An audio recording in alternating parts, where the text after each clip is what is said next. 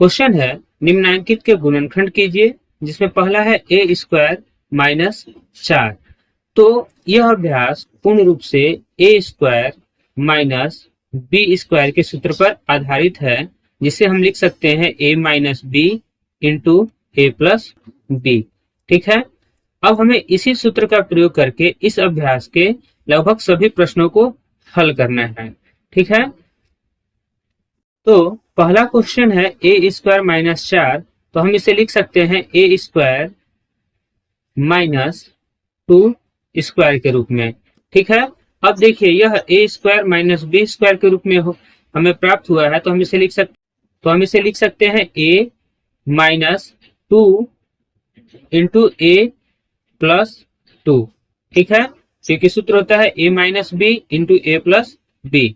इसमें हम इसके क्रम को आगे पीछे कर सकते हैं, जैसे a प्लस 2 या a माइनस 2, हम इन दोनों रूपों में से किसी भी रूप में लिख सकते हैं। ठीक है, इसमें हमारा आंसर में कोई अंतर नहीं आएगा। अब हम दूसरे नंबर क्वेश्चन को करेंगे। तो दूसरा क्वेश्चन है ए स्क्वायर माइनस 49 बी स्क्वायर, तो इसे हम ए स्क्वायर को ए स्क्वायर के रूप में लिखेंगे, माइनस 49 बी स्क्वायर को लिख सकते हैं 7b का होल स्क्वायर। अब देखिए यह ए स्क्वायर माइनस बी स्क्वायर के रूप में प्राप्त हो चुका है, तो इसे हम इसे लिख सकते हैं ए minus 7b into A plus 7b। ठीक है, और यही हमारा आंसर होगा। अब हम क्वेश्चन नंबर 3 को करेंगे। तीसरा प्रश्न है एक्स क्यू माइनस 121x। अब देखिए इसे ए स्क्वायर माइनस बी स्क्वायर के रूप में लिखने के लिए हमें इसमें से x को कॉमन लेना होगा, तो हम यहाँ x कॉमन लेंगे, तो यह हमें एक्स स्क्वायर माइनस 121 के रूप में प्राप्त होगा। ठीक है, जब हमने x कॉमन लिया तो यहाँ x से पावर 3 है, तो एक x बाहर आ जाएगा, तो 2x बचेगा, और यहाँ से x कॉमन ले लेंगे तो यह 121 बचेगा। ठीक है, अब हम इसे ए स्क्वायर माइनस बी स्क्वायर के रूप में लिखेंगे, तो यह होगा एक्स स्क्वायर माइनस 11 का स्क्वायर। ठीक है, या x। अब देखिए इसे a minus A square minus B square के रूप में है, तो इसे a minus B into A plus B के रूप में लिख सकते हैं, तो इसे लिखेंगे x minus 11 into x plus 11। ठीक है, तो हम इसे लिख सकते हैं x into x minus 11 into x plus 11, और यही हमारा आंसर होगा। ठीक है, अब हम क्वेश्चन नंबर 4 को करेंगे। चौथा प्रश्न है 4a square minus 9 by 4a square, तो इसे हम ए स्क्वायर के रूप में लिखना है, तो इसे लिख सकते हैं 2a का होल स्क्वायर माइनस 9/4 ए स्क्वायर को लिख सकते हैं 3/2a का होल स्क्वायर।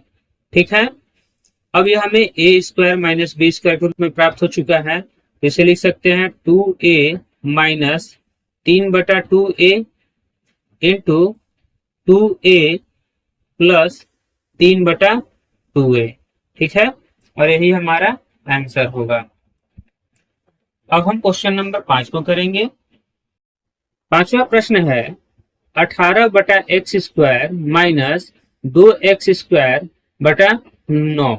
ठीक है, तो देखिए 18 किसी भी संख्या का वर्ग नहीं होता है, यह पूर्ण वर्ग संख्या नहीं है, और ना ही 2 पूर्ण वर्ग संख्या है। तो अगर हम इनमें से 2 को कॉमन ले लें, तो यह हमें 9x square minus x square बटा 9 के रूप में प्राप्त होगा, क्योंकि जब हमने यहाँ से 2 कॉमन लिया तो यहाँ 9 बचेगा, और यहाँ से 2 निकल जाएगा तो एक्स स्क्वायर बचेगा।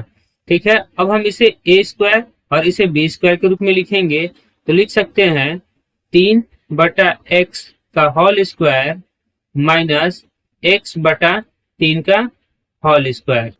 ठीक है, अब देखिए यह ए स्क्वायर माइनस बी स्क्वायर के रूप में प्राप्त हो चुका है, तो इसे लिख सकते हैं 2 इंटू, अब यह से a minus B into A plus B के रूप में लिखेंगे, तो यह होगा 3/x minus x/3 into 3/x plus x/3। ठीक है, तो यही हमारा आंसर होगा। और हम इसे लिख सकते हैं 2 into 3/x minus x/3 into x 3/x plus x/3। ठीक है, अब हम छठे नंबर क्वेश्चन को करेंगे। प्रश्न है a माइनस बी का होल स्क्वायर माइनस सी स्क्वायर। तो देखिए यह a माइनस बी का होल स्क्वायर जो है वह हमारा a स्क्वायर है। ठीक, यह पूरा पद हमारा a स्क्वायर है और यह b स्क्वायर है। तो इसे जब हम a minus B into A plus B के रूप में लिखेंगे तो यह हो जाएगा a माइनस बी और माइनस b लिखना है मतलब, तो माइनस सी हो जाएगा into a minus B plus C. ठीक, और यही हमारा आंसर होगा। अब हम अगले प्रश्न को करेंगे। सातवां प्रश्न है a माइनस 3b का whole square minus 36b square. ठीक, तो देखिए यह पद जो है हमारा वह a है। ठीक, और यह b है, इसे हम b स्क्वायर के रूप में लिखेंगे तो लिख सकते हैं a माइनस 3b का होल स्क्वायर माइनस 6b का होल स्क्वायर। ठीक है, अब यह a square minus b square के रूप में प्राप्त हो चुका है। अब हम इसे लिख सकते हैं a माइनस 3b माइनस, एक बार इसे हम माइनस के साथ लिखेंगे, ठीक है, इंटू एक बार इसे हम प्लस के साथ लिखेंगे तो यह होगा a minus 3b plus 6b। अब देखिए यहाँ 3b और 6b है तो यहाँ दोनों में अचर समान है, मतलब यह एक पद है तो इसमें जोड़ या घटाव की क्रिया होगी। अब यहाँ माइनस है और यहाँ भी माइनस है तो माइनस माइनस आपस में जुड़ जाते हैं और चिन्ह माइनस का होता है, तो माइनस 9b होगा इंटू a। अब देखिए यह माइनस है और यह प्लस है तो प्लस माइनस में माइनस की क्रिया होगी और बड़े वाले से छोटे को घटाएंगे तो 6 में से 3 घटाएंगे तो यह 3 प्राप्त होगा और इसका चिन्ह प्लस का होगा क्योंकि बड़े वाले का चिन्ह प्लस है तो यह 3b हो जाएगा। इस प्रकार हमारा answer a minus 9b into a plus 3b के रूप में प्राप्त होगा। ठीक है, अब हम 8वें नंबर प्रश्न को करेंगे। 8वां प्रश्न है a प्लस बी का whole square minus a minus B का होल स्क्वायर। तो देखिए यह हमारा a हो गया, यह पूरा पद a हो गया और यह पूरा पद b हो गया, तो हम इसे लिख सकते हैं a प्लस बी। अब यह एक बार माइनस के साथ होगा तो माइनस a प्लस बी। ठीक, इंटू अब यह एक बार प्लस के साथ होगा तो a प्लस बी। अब हम यहाँ प्लस लिखेंगे a माइनस बी। ठीक, अब यह a minus B into A plus B के रूप में प्राप्त हो चुका है। अब देखिए जब हमने इसे a माइनस बी के रूप में लिखा है तो यह जो माइनस यहाँ जो चिन्ह था इसे हमने यहाँ प्लस लिखा है। ऐसा इसलिए क्योंकि जब यह माइनस लगा है तो माइनस के बाद जो भी चिन्ह आएंगे वो बदल जाते हैं। तो यह a प्लस में था यह माइनस में हो गया, यह माइनस में था तो यह प्लस में हो गया। प्लस के बाद चिन्ह नहीं बदलता है इसलिए यह a माइनस बी के रूप में ही लिखा गया है। ठीक है, अब देखिए यहाँ a प्लस में है और यहाँ माइनस में है तो ये दोनों आपस में कट जाएंगे और यह b और b जुड़कर हो जाएगा 2b। ठीक है, इसी प्रकार यहाँ b प्लस में है और यहाँ b माइनस में है तो ये दोनों आपस में कट जाएंगे और यह हमें 2a के रूप में प्राप्त होगा। अब देखिए यह दोनों गुना के रूप में है तो यहाँ 2 और 2 का गुना हो जाएगा तो यह 4 होगा और यह ab, तो 4ab के रूप में हमारा आंसर प्राप्त होगा। ठीक है, अब हम अगले प्रश्न को करेंगे। 9वां प्रश्न है 25 a minus 5b square minus 4 into a minus 3b का होल स्क्वायर। ठीक, तो देखिए यह पूरा पद हमारा a है, ठीक, और यह पूरा पद हमारा b है, तो इसे अगर हम a स्क्वायर के रूप में लिखे तो लिख सकते हैं 5 इंटू a माइनस 5b का होल स्क्वायर। ठीक है, इसी प्रकार इसे लिख सकते हैं 2 इंटू a माइनस 3b का होल स्क्वायर। ठीक है, अब इसे a square minus b square के रूप में लिखेंगे तो लिख सकते हैं, हम यहाँ पूरे पद को पहले लिखेंगे 5 इंटू a माइनस 5b।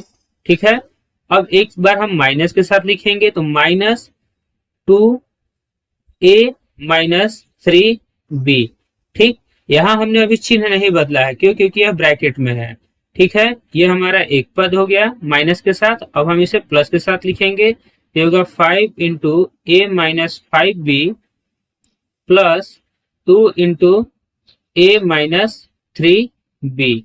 ठीक है, अब हम इसे हल करेंगे तो ये हमें 5a माइनस 5 और 5 का गुना करेंगे 25b minus 2a, minus minus गुना होगा तो यह प्लस होगा। देखिए यहाँ चिन्ह बदल गया कि नहीं, माइनस के बाद यह प्लस में है, यह माइनस हो गया, और यह माइनस के बाद यह माइनस में है तो किस में हो गया, प्लस में। तो माइनस के बाद जब गुना होता है तो चिन्ह बदल जाते हैं। अब 2 का गुना 3 में करेंगे तो यह 6b के रूप में प्राप्त होगा। इसी प्रकार इसे हल करेंगे तो यह 5a minus 25b plus 2a minus 6b के रूप में प्राप्त होगा। अब यहाँ a है और यहाँ भी a है, ठीक, तो यह दोनों एक पद हो गए। 5 में से हम 2 को घटाएंगे तो हमें 3 प्राप्त होगा, तो यह 3a हो जाएगा।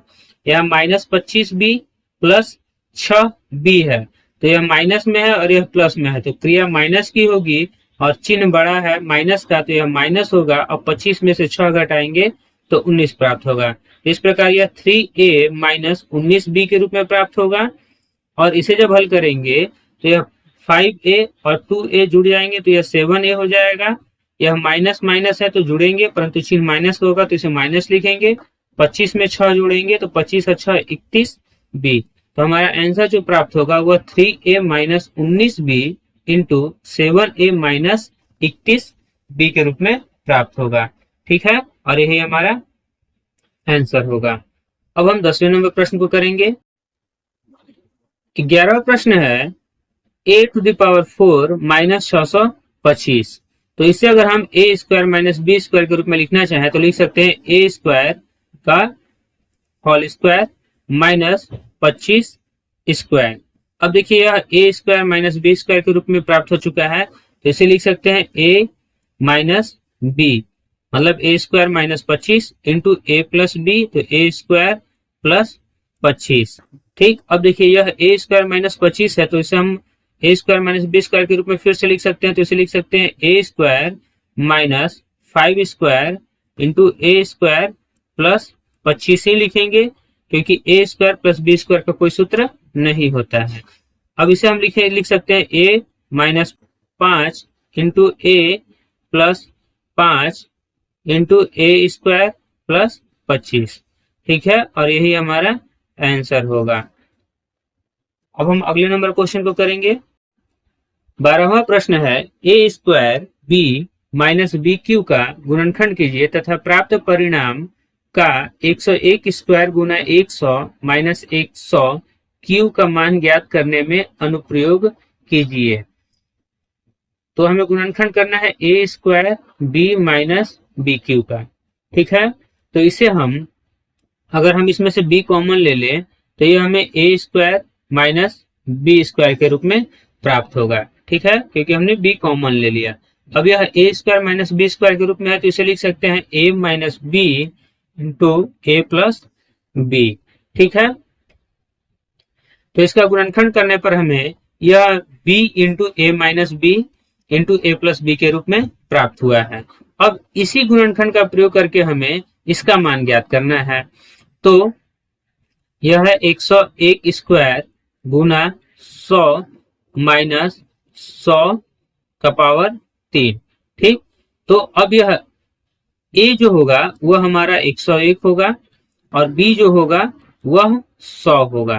ठीक, क्यों? क्योंकि देखिए यहाँ 101 का स्क्वायर है और यहाँ a स्क्वायर है, तो यह हमारा a हो गया, इंटू यहाँ 100 है, तो और इंटू यहाँ क्या है b है, तो b का मान क्या हो गया, 100 हो गया। इसी प्रकार यहाँ b क्यू है, तो यहाँ देखिए 100 का क्यू है, तो b हमें 100 के रूप में और a हमें 101 के रूप में प्राप्त हुआ है।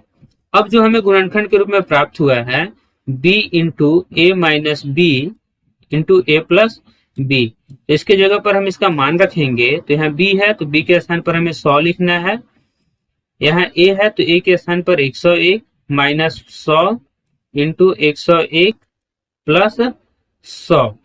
ठीक है, अब यह 100 गुना, यहाँ कोई चिन्ह नहीं है तो गुना होगा। अब देखिए 101 में से 100 माइनस करेंगे तो 1 प्राप्त होगा, फिर यहाँ कोई चिन्ह नहीं है तो गुना होगा, और 101 में अगर हम 100 जोड़ें तो ये हमें 201 के रूप में प्राप्त होगा।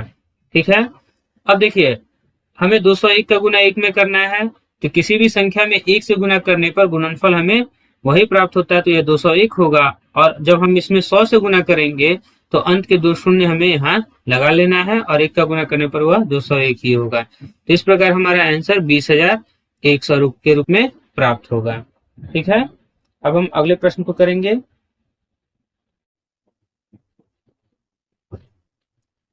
13वां प्रश्न है, ऐसी कौन सी दो छोटी पूर्ण वर्ग संख्याएं हैं जिनका अंतर एक पूर्ण वर्ग संख्या प्राप्त हो। अब हमसे यहाँ दो छोटी पूर्ण वर्ग संख्याएं पूछा गया है, तो सबसे पहले हम यहाँ जानेंगे कि पूर्ण वर्ग संख्या क्या है।